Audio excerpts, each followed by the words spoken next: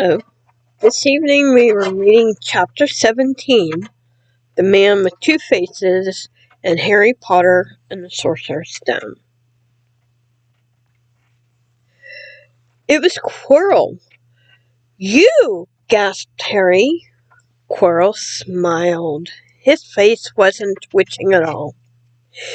Me, he said calmly. I wondered whether I'd be meeting you here, Potter. But I thought Snape. Severus, Quirrell laughed, and it wasn't his usual quivering treble either, but cold and sharp. Yes, Severus does seem the type, doesn't he? So useful to have him swooping around like an overgrown bat. Next to him, who would suspect poor, stuttering Professor Quirrell? Harry couldn't take it. This couldn't be true. It couldn't. But Snape tried to kill me. No. I tried to kill you. Your friend, Miss Granger, accidentally knocked me over as she rushed to set fire to Snape at the Quidditch match. She broke my eye contact with you. Another few seconds, and I would have got you off that broom. I'd have managed it before then if Snape hadn't been muttering a counter curse trying to save you. Snape was trying to save me? Of course, said Quirrell coolly. Why do you think he wanted to referee your next match? He was trying to make sure I didn't do it again. Funny, really. He needn't have bothered. I couldn't do anything with Dumbledore watching. All the other teachers thought Snape was trying to stop Gryffindor from winning. He did make himself unpopular. And what a waste of time, when after all that, I'm going to kill you tonight. Quirrell snapped his fingers. Ropes sprang out of thin air and wrapped themselves tightly around Harry. You're too nosy to live, Potter. Scurrying around the school and on Halloween like that? For all I knew, you'd seen me coming to look at what was guarding the stone. You let the troll in? Certainly. I have a special gift with trolls. You must have seen what I did to the one in the chamber back there. Unfortunately, while everyone else was running around looking for it, Snape, who already suspected me, went straight to the third floor to head me off. Not only did my troll fail to beat you to death, that three-headed dog didn't even manage to bite Snape's leg off properly. Now, wait quietly, Potter. I need to examine this interesting mirror. It was only then that Harry realized what was standing behind Quirrell. It was the mirror of Erised. This mirror is the key to finding the stone, Quirrell murmured, tapping his way around the frame. Trust Dumbledore to come up with something like this. But he's in London. I'll be far away by the time he gets back. All Harry could think of doing was to keep Quirrell talking and stop him from concentrating on the mirror. I saw you and Snape in the forest, he blurted out. Yes, said Quirrell idly, walking around the mirror to look at the back. He was on to me by that time, trying to find out how far I'd got. He suspected me all along, tried to frighten me, as though he could when I had Lord Voldemort on my side. Quirrell came back out from behind the mirror and stared hungrily into it. I see the stone. I'm presenting it to my master. But where is it? Harry struggled against the ropes binding him, but they didn't give. He had to keep Quirrell from giving his whole attention to the mirror. But Snape always seemed to hate me so much. Oh, he does, said Quirrell casually. Heavens, yes. He was at Hogwarts with your father, didn't you know? They loathed each other, but he never wanted you dead. But I heard you a few days ago sobbing. I thought Snape was threatening you. For the first time, a spasm of fear flittered across Quirrell's face. Sometimes, he said, I find it hard to follow my master's instructions. He is a great wizard, and I am weak. You mean he was there in the classroom with you? Harry gasped. He is with me wherever I go, Quirrell said quietly. I met him when I traveled around the world. A foolish young man I was then, full of ridiculous ideas about good and evil. Lord Voldemort showed me how wrong I was. There is no good and evil. There is only power, and those too weak to seek it. Since then, I have served him faithfully, although I have let him down many times. He has had to be very hard on me. Quirrell shivered suddenly. He does not forgive mistakes easily. When I failed to steal the stone from Gringotts, he was most displeased. He punished me, decided he would have to keep a closer watch on me. Quirrell's voice trailed away. Harry was remembering his trip to Diagon Alley. How could he have been so stupid? He had seen Quirrell there that very day, shaking hands with him in the leaky cauldron. Quirrell cursed under his breath. I don't understand. Is the stone inside the mirror? Should I break it? Harry's mind was racing. What I want more than anything else in the world at the moment, he thought, is to find the stone before Quirrell does. So if I look in the mirror, I should see myself finding it, which means I'll see where it's hidden. But how can I look without Quirrell realizing what I'm doing? He tried to edge to the left, to get in front of the glass without Quirrell noticing, but the ropes around his ankles were too tight. He tripped and fell.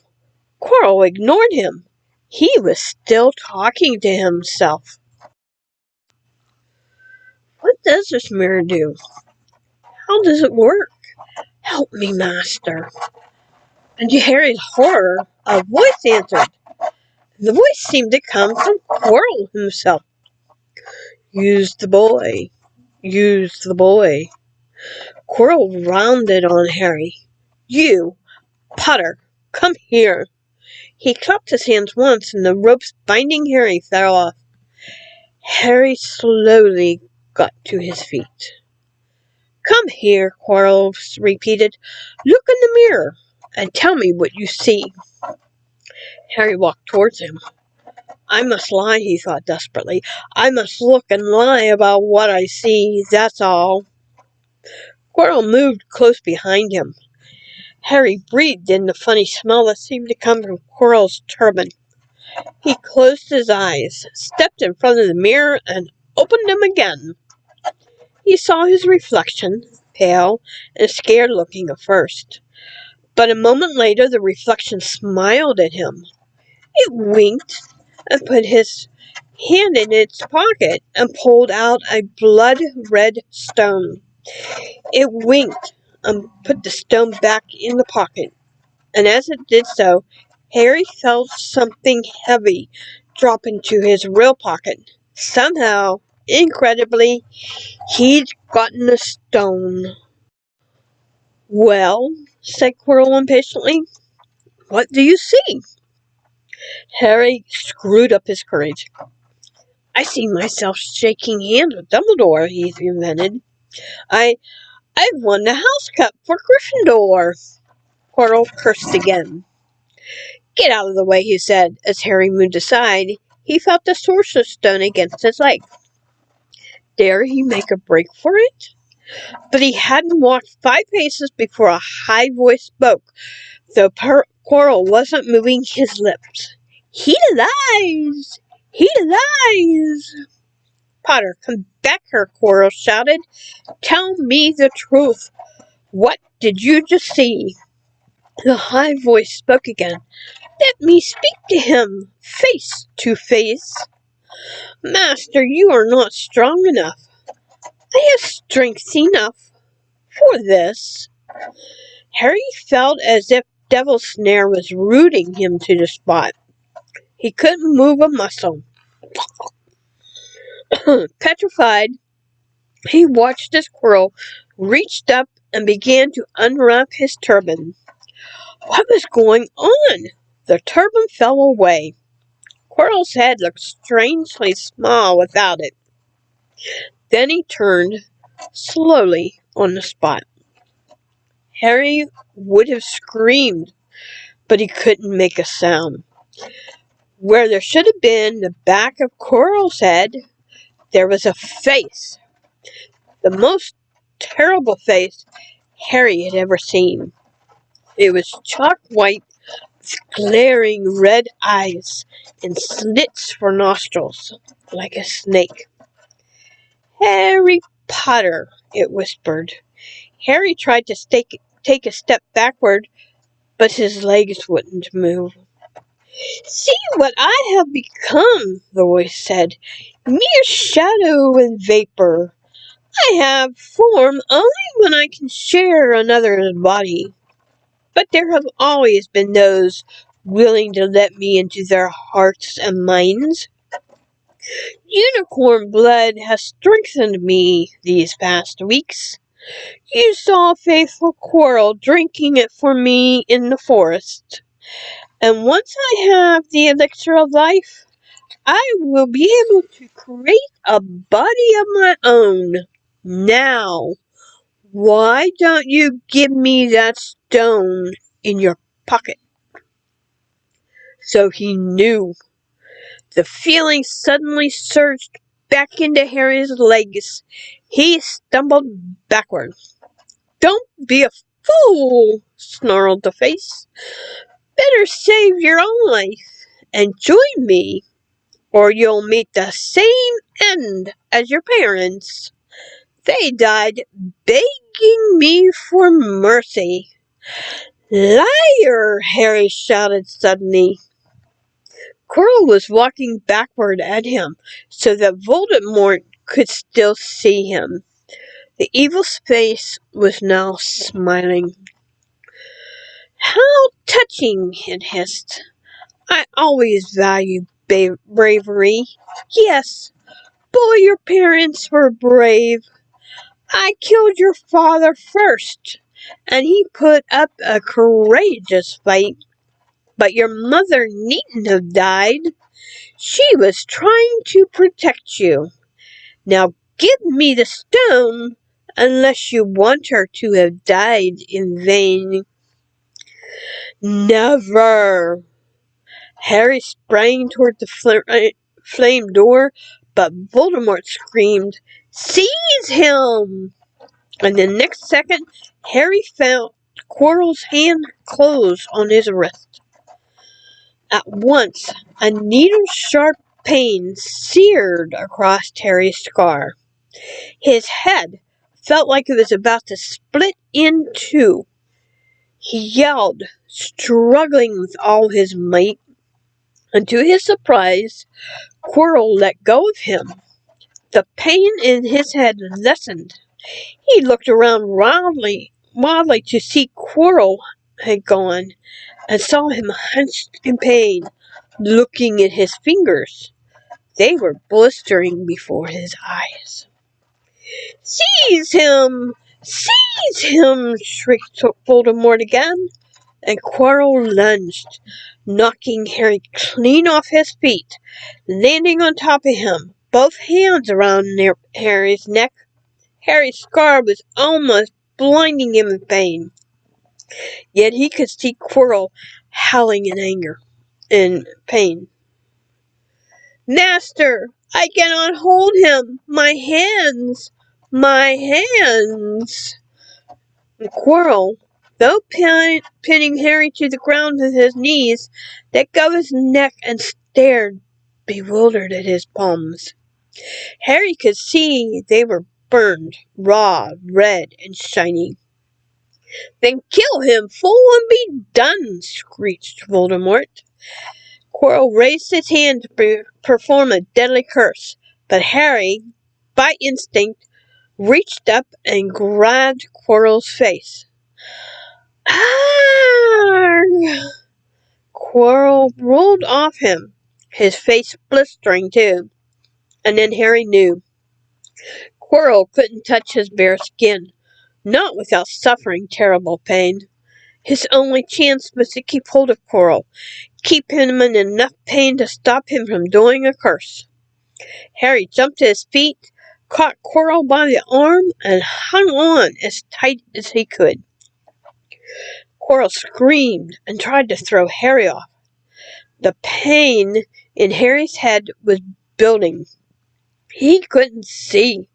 He could only hear Quirrell's terrible shrieks and Voldemort's yells of, "Kill him! Kill him!"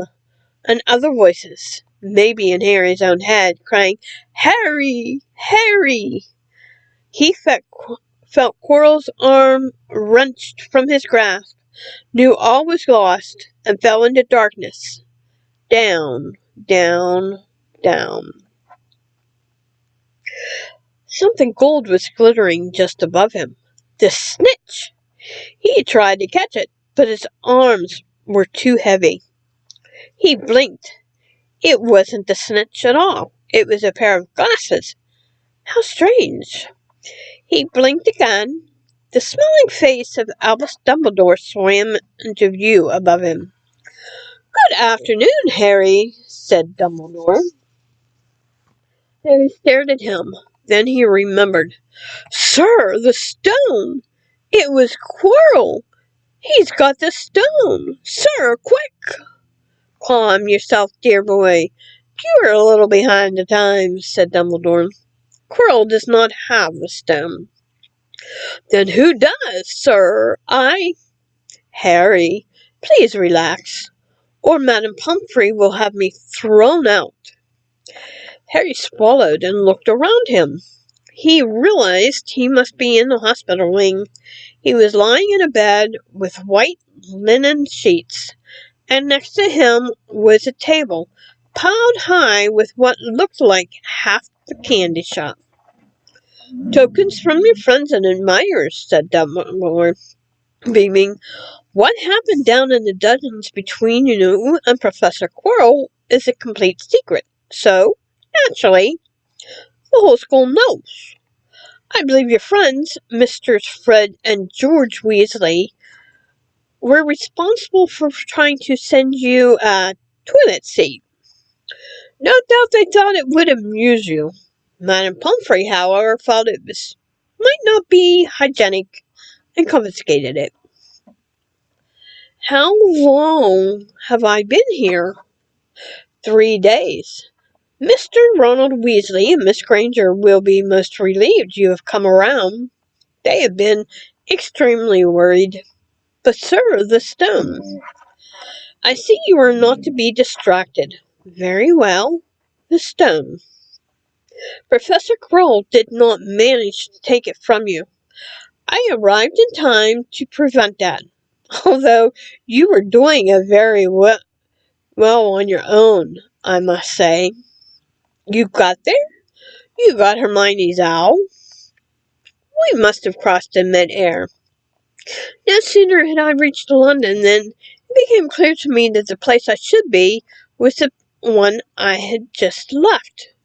I was just in time to pull Quirrell off you." "It was you!" "I feared I might be too late." "You nearly were. I couldn't have kept him off the stone much longer." "Not the stone, boy, you! The effort involved nearly killed you.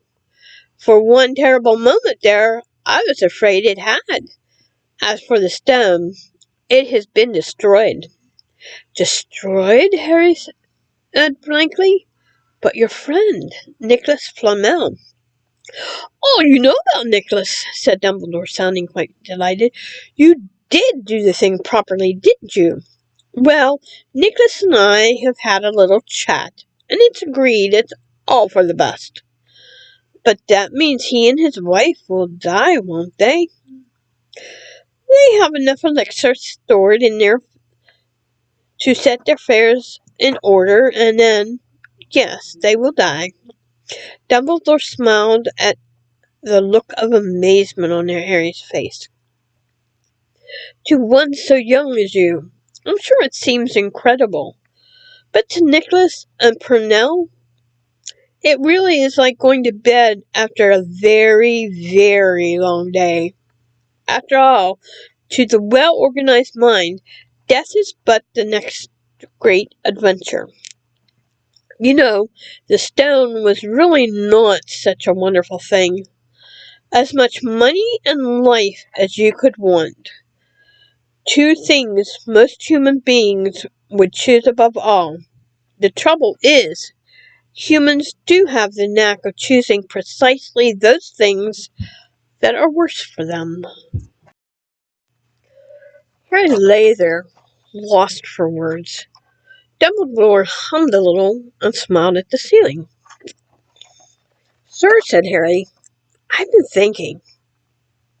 Sir, even if the stone's gone, well, I mean, you know who. Call him Voldemort, Harry. Always use the proper name for things. Fear of a name increases the fear of the thing itself. Yes, sir. Well, Voldemort's going to try other ways of coming back, isn't he? I mean, he hasn't gone, has he? No, Harry, he has not. He is still out there somewhere, perhaps looking for another body to share. Not being truly alive, he cannot be killed. He left Quirrell to die. He shows just as little mercy to his followers as his enemies. Nevertheless, Harry, while you may only have delayed his return to power, it will merely take someone else who is prepared to fight what seems to be a losing battle next time. And if he is delayed again and again, why, he may never return to power. Harry nodded, but stopped quickly because it made his head hurt. Then he said, Sir, there are some things I'd like to know, if you can tell me. Things I want to know the truth about. The truth, Dumbledore sighed.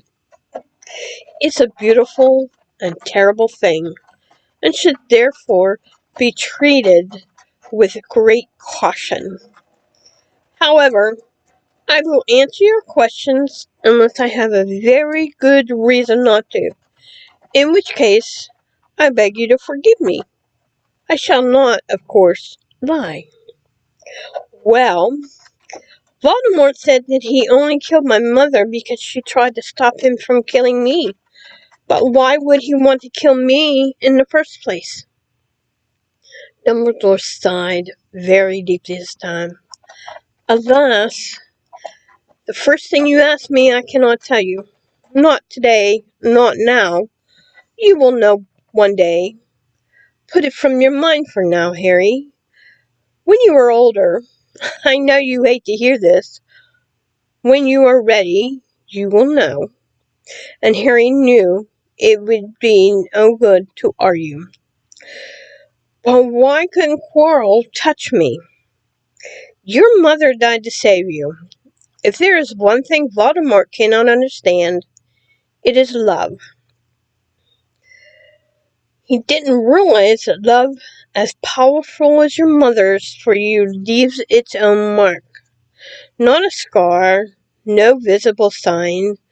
To have been loved so deeply, even though the person who loved us is gone, will give us some protection forever.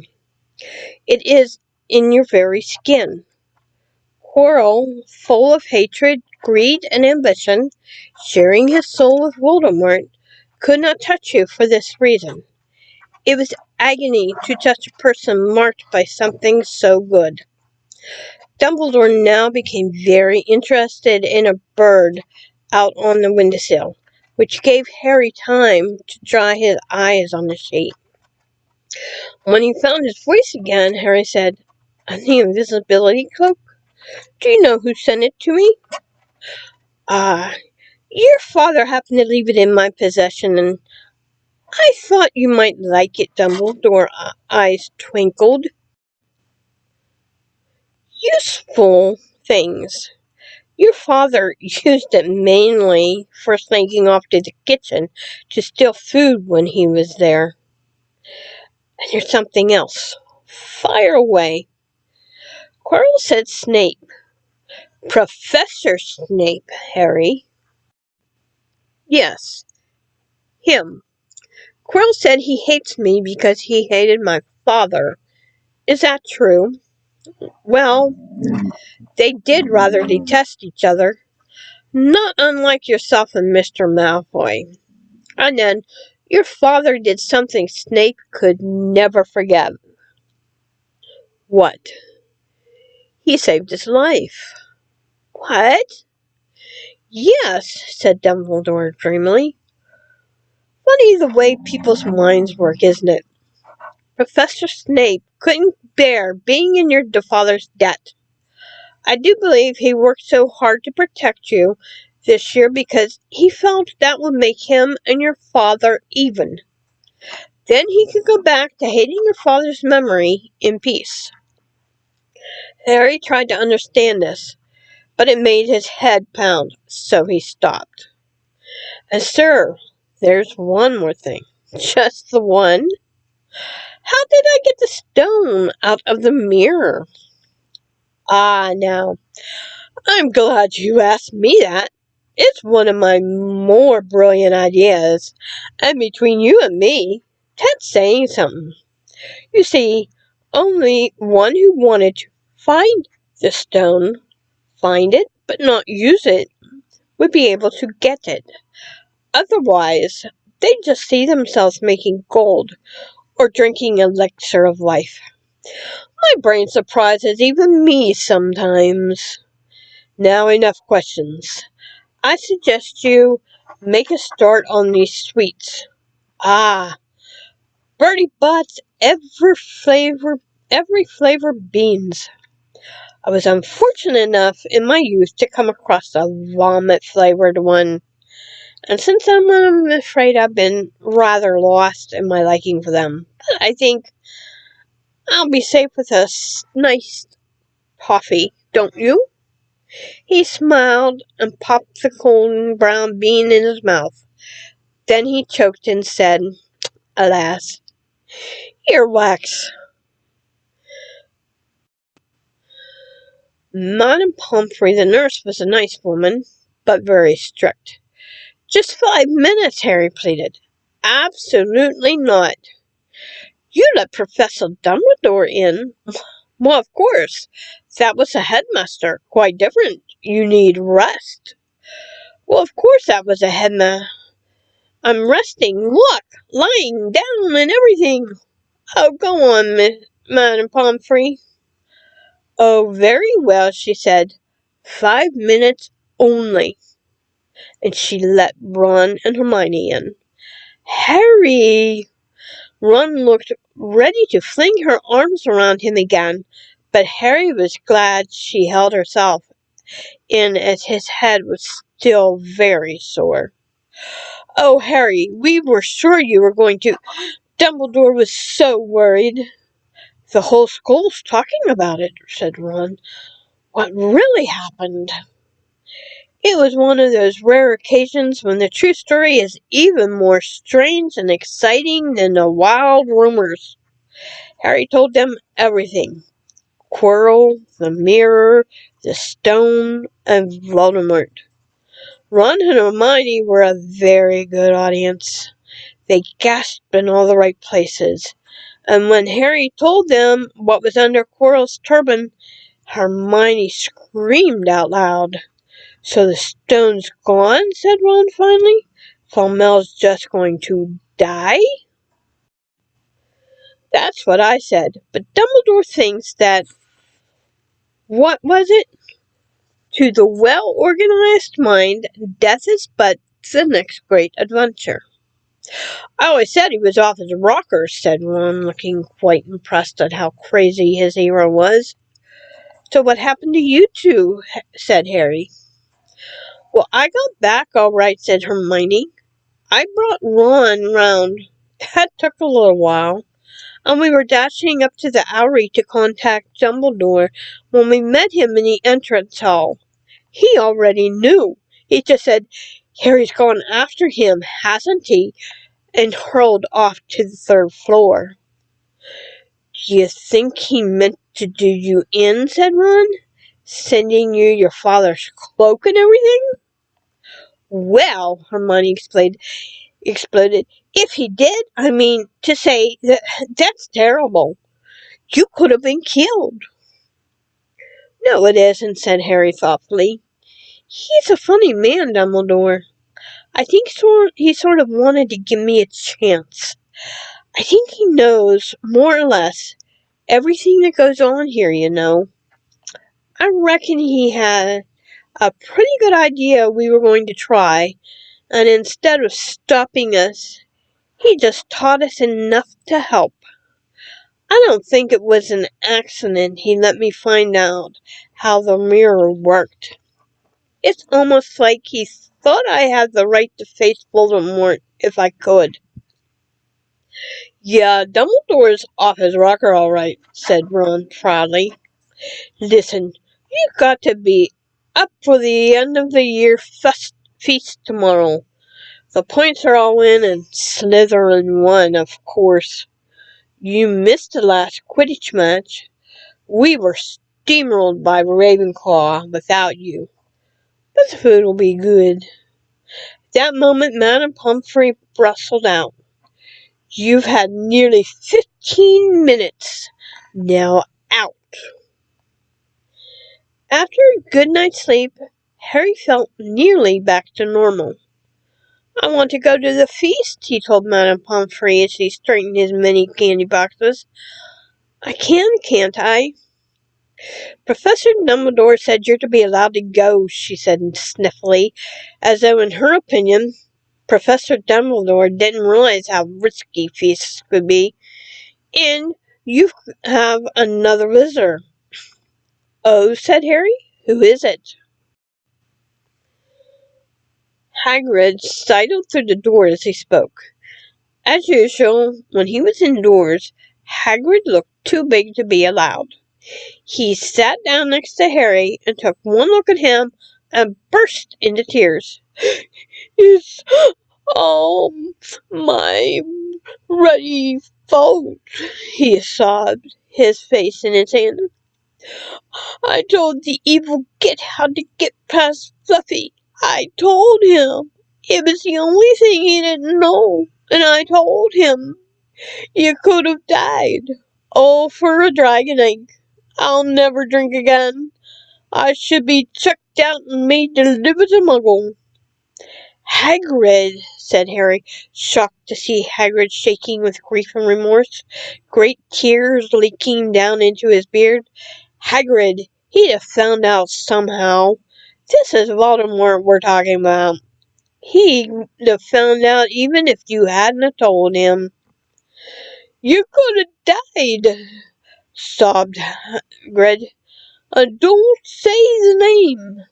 Voldemort, Harry yelled, and Hagrid was so shocked he stopped crying. I've met him, and I'm calling him by his name. Please cheer up, Hagrid. We've saved the stone. It's gone. He can't use it. Have a chocolate frog. I've got loads. Hagrid wiped his nose on the back of his hand and said, That reminds me. I got you a present. Not a stout sandwich, is it? Said Harry anxiously, and at last Hagrid gave a weak chuckle. No, Dumbledore gave me the day off yesterday to fix it. Of course, he should have sacked me instead. Anyway, got you this. It seemed to be a handsome, leather-covered book. Harry opened it curiously. It was full of wizard photographs. Smiling and waving at him from every page were his mother and father. Sent owls off to all your parents' old school friends asking for photos. Knew you didn't have any. Do you like it? Harry couldn't speak, but Hagrid understood. Harry made his way down to the end of the year feast alone that night. He had been held up by Madame Pomfrey's fussing about, insisting on giving him one last checkup, so the great hall was already full. It was decked out in the Slytherin colours of green and silver to celebrate Slytherin's winning of the House Cup for the 7th year in a row. A huge banner showing the Slytherin serpent covered the wall behind the high table. When Harry walked in, there was a sudden hush, and then everyone started to talk loudly at once. He slipped into a seat between Ron and Hermione at the Gryffindor table and tried to ignore the fact that people were standing up to look at him. Fortunately, Dumbledore arrived moments later. The babble died away. "Another year gone," Dumbledore said cheerfully. "I must trouble you with an old man's wheezing waffle before we sink our teeth into our delicious feast. What a year it's been! Hopefully your heads are all a little fuller than what they were. You have the whole summer ahead to get them nice and empty before next year starts. Now, as I understand it, the House Cup here needs awarding, and the points stand thus. In 4th place, Gryffindor with 312 points. In 3rd place, Hufflepuff with 352. Gryffindor has 426, and Slytherin has 472. A storm of cheering and stamping broke out from the Slytherin table. Harry could see Draco Malfoy banging his goblet on the table. It was a sickening sight. "Yes, yes, well done, Slytherin," said Dumbledore. "However, recent events must be taken into account." The room went still. The Slytherin smiles faded a little. "Ahem," said Dumbledore. "I have a few last-minute points to dish out. Let me see. Yes. First, to Mr. Ronald Weasley." Ron went purple in the face. He looked like a radish with a bad sunburn. "For the best played game of chess Hogwarts has ever seen in many years, I award Gryffindor House 50 points." Gryffindor cheers nearly raised the bewitched ceiling. The stars overhead seemed to quiver. Percy could be heard telling the other prefects, "My brother, you know, my youngest brother, got past McGonagall's giant chess set." And at last there was silence again. Second, to Miss Hermione Granger, for the use of cool logic in the face of fire, I award Gryffindor House 50 points. Hermione buried her face in her arms. Harry strongly suspected she had burst into tears. Gryffindors up and down the table were beside themselves. They were 100 points up. "Third, to Mr. Harry Potter," said Dumbledore. The room went deadly quiet. "For pure nerve and outstanding courage, I award Gryffindor House 60 points." The din was deafening. Those who could add up while yelling themselves hoarse knew that Gryffindor was now had 472 points, exactly the same as Slytherin. They had tied for the House Cup. If only Dumbledore had given Harry just one more point. Dumbledore raised his hand. The room gradually fell silent. "There are all kinds of courage," said Dumbledore, smiling. "It takes a great deal of bravery to stand up to our enemies, but just as much to stand up to our friends. I therefore award 10 points to Neville Longbottom." Someone standing outside the great hall might well have thought some sort of explosion had taken place. So loud was the noise which erupted from the Gryffindor table. Harry, Ron, and Hermione stood up to yell when cheer as Neville, white with shock, disappeared under a pile of people hugging him. He had never won as much as a point for Gryffindor before. Harry, still cheering, nudged Ron in the ribs and pointed at Malfoy, who couldn't have looked more stunned and horrified if he had just had the body bind curse put on him. Which means, Dumbledore called above the storm of applause, for even Ravenclaw and Hufflepuff were celebrating the downfall of Slytherin. We need a little change of decor. He clapped his hands. In an instant, the green hangings became scarlet, and the silver became gold. The huge Slytherin serpent vanished, and a towering Gryffindor lion took its place. Snape was shaking Professor McGonagall's hand with a horrible, forced smile. He caught Harry's eye, and Harry knew at once that Snape's feelings for him hadn't changed one jot. This didn't worry Harry. It seemed as though life would be back to normal next year, or as normal as it ever would be at Hogwarts. It was the best night of Harry's life, better than winning at Quidditch, or Christmas, or knocking out mountain trolls. He would never, ever forget tonight. Harry had almost forgotten that the examiner's results were still to come, but come they did. To their great surprise, both he and Ron passed with good marks. To their great surprise,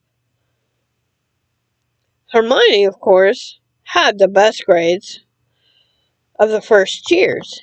Even Neville scraped through, his good herbology mark making up for his abysmal potions one. They had hoped that Goyle, who was almost as stupid as he was mean, might be thrown out, but he passed too. It was a shame, but as Ron said, you couldn't have everything in life. And suddenly their wardrobes were emptying, their trunks were packed.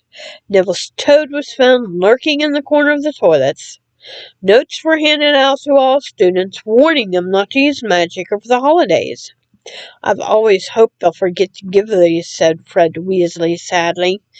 Hagrid was there to take them down to the fleet of boats that sailed across the lake. They were boarding the Hogwarts Express, talking and laughing as the countryside became greener and tidier. Eating Bertie Bott's every flavored beans as they sped past Muggle towns, pulling off their wizard robes and putting on jackets and coats, pulling into platform 9 3/4 at King's Cross Station. It took quite a while for them all to get off the platform. A wizened old guard was up by the ticket barrier, letting them go through the gate in 2s and 3s, so they didn't attract attention by bursting out of a solid wall at once, alarming the Muggles. You must come and stay this summer, said Ron. Both of you. I'll send you an owl. Thanks, said Harry. I need something to look forward to. People jostled them as they moved forward toward the gateway to the Muggle world. Some of them called, Bye, Harry. See ya, Potter. Still famous, said Ron, grinning at him. Not where I'm going, I promise you, said Harry. He, Ron, and Hermione passed through the gateway together. There he is, Mum. There he is. Look. It was Ginny Weasley, Ron's younger sister, but she wasn't pointing at Ron. Harry Potter, she squirreled. Look, Mum, I can see. Be quiet, Ginny, and it's rude to point. Mrs. Weasley beamed down at them. Busy years, she asked. Very, said Harry. Thanks for the fudge and the sweater, Mrs. Weasley. Oh, it was nothing, dear. Ready, are you? It was Uncle Vernon, still purple-faced, still mustached, still looking furious at the nerve of Harry, carrying an owl in a cage in a station full of ordinary people. Behind him stood Aunt Petunia and Dudley, looking terrified at the very sight of Harry. "You must be Harry's family," said Mrs. Weasley. "In a manner of speaking," said Uncle Vernon. "Hurry up, boy. We haven't got all day." He walked away. Harry hung back for a last word with Ron and Hermione. "See you in the summer, then." "Hope you have a good holiday," said Hermione, looking uncertainly after Uncle Vernon, shocked that someone would be so unpleasant. "Oh, I will," said Harry, and they were surprised at the grin spreading over his face. "They don't know we're not allowed to use magic at home. I'm going to have a lot of fun with Dudley this summer."